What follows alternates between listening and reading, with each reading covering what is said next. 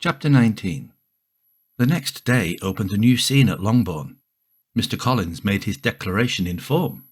Having resolved to do it without loss of time, as his leave of absence extended only to the following Saturday, and having no feelings of diffidence to make it distressing to himself even at the moment, he set about it in a very orderly manner, with all the observances which she supposed a regular part of the business. On finding Mrs. Bennet, Elizabeth and one of the younger girls together soon after breakfast, he addressed the mother in these words: "May I hope, madam, for your interest with your fair daughter Elizabeth, when I solicit for the honour of a private audience with her in the course of this morning?" Before Elizabeth had time for anything but a blush of surprise, Mrs. Bennet instantly answered, "Oh dear, yes, certainly. I am sure Lizzie will be very happy. I am sure she can have no objection. Come on, Kitty, I want you upstairs." And gathering her work together, she was hastening away, when Elizabeth called out, "Dear ma'am, do not go. I beg you will not go. Mr. Collins must excuse me. He can have nothing to say to me that anybody need not hear. I am going away myself." No, nonsense, Lizzie. I desire you will stay where you are." And upon Elizabeth seeming really, with vexed and embarrassed looks, about to escape, she added, "Lizzie, I insist upon your staying and hearing Mr. Collins." Elizabeth would not oppose such an injunction, and a moment's consideration making her also sensible that it would be wisest to get it over as soon and as quietly as possible, she sat down again and tried to conceal, by incessant employment, the feelings which were divided between distress and diversion. Mrs. Bennet and Kitty walked off, and as soon as they were gone, Mr. Collins began. "Believe me, my dear Miss Elizabeth, that your modesty, so far from doing you any disservice, rather adds to your other perfections. You would have been less amiable in my eyes, had there not been this little unwillingness. But allow me to assure you that I have your respected mother's permission for this address. You can hardly doubt the purport of my discourse. However, your natural delicacy may lead you to dissemble. My attentions have been too marked to be mistaken. Almost as soon as I entered the house, I singled you out as the companion of my future life.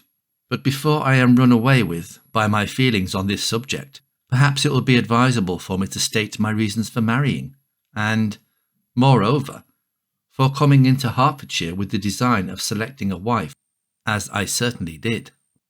The idea of Mr. Collins, with all his solemn composure, being run away with by his feelings, made Elizabeth so near laughing that she could not use the short pause he allowed in any attempt to stop him further, and he continued, "My reasons for marrying are, first, that I think it a right thing for every clergyman, in easy circumstances like myself, to set the example of matrimony in his parish.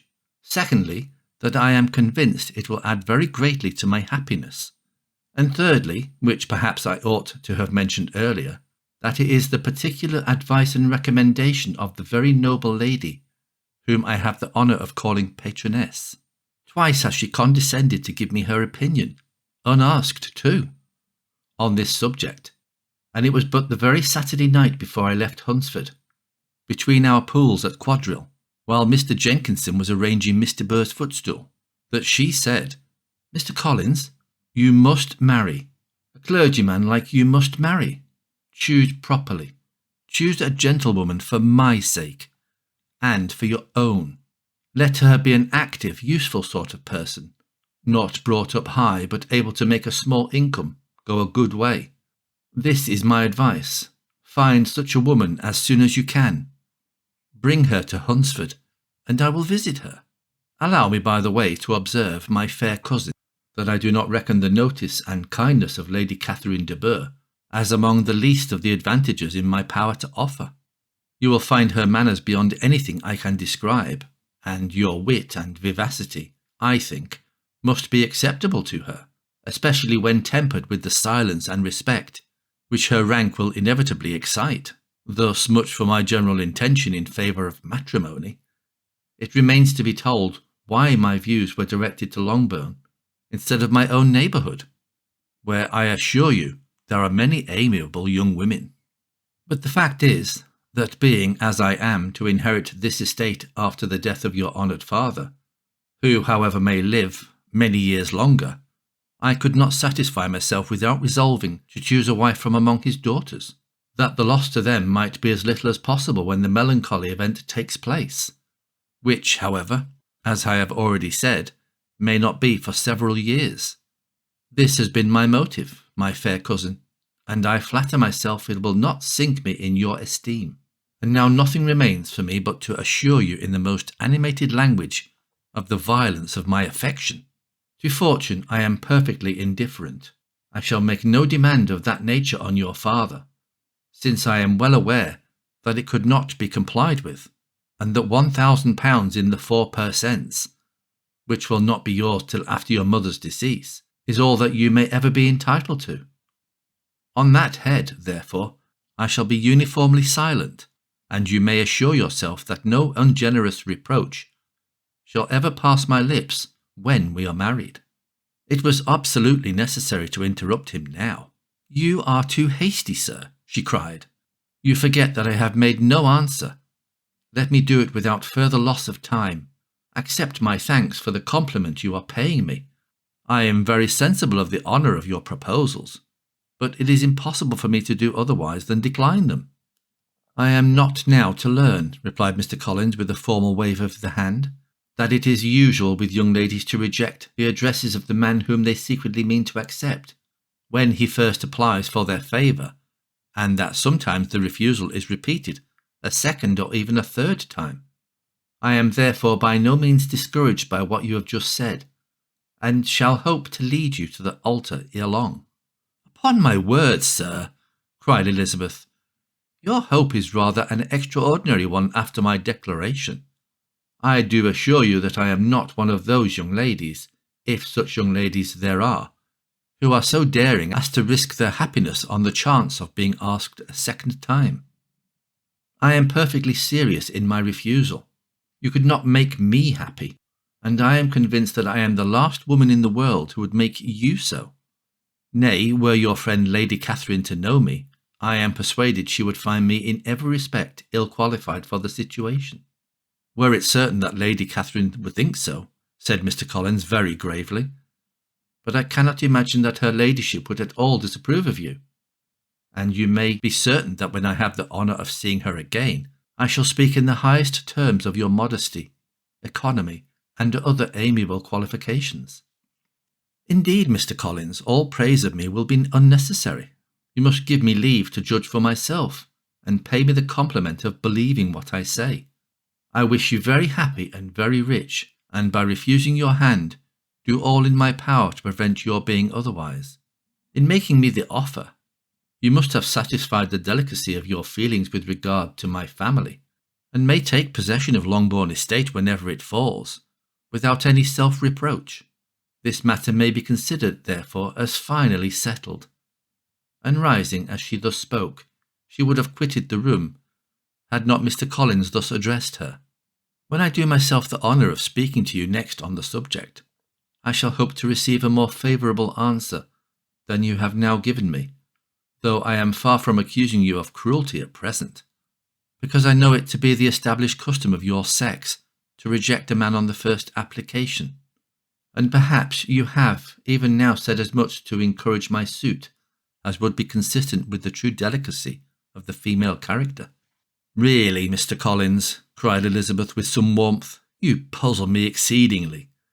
If what I have hitherto said can appear to you in the form of encouragement, I know not how to express my refusal in such a way as may convince you of its being one. You must give me leave to flatter myself, my dear cousin, that your refusal of my addresses are merely words of course. My reasons for believing it are briefly these. It does not appear to me that my hand is unworthy of your acceptance, or that the establishment I can offer would be any other than highly desirable.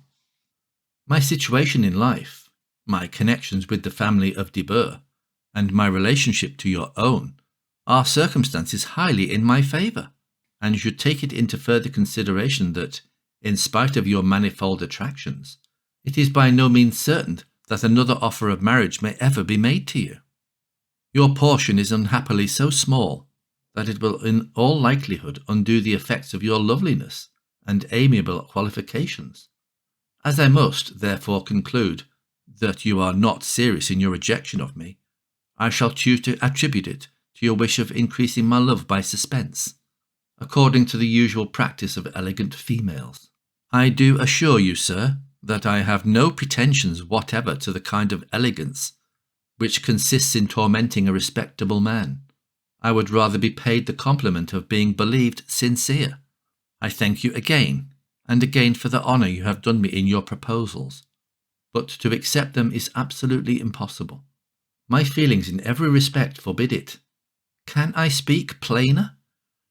Do not consider me now as an elegant female intending to plague you, but as a rational creature speaking the truth from her heart. You are uniformly charming, cried he, with an air of awkward gallantry, and I am persuaded that, when sanctioned by the express authority of both your excellent parents, my proposals will not fail of being acceptable.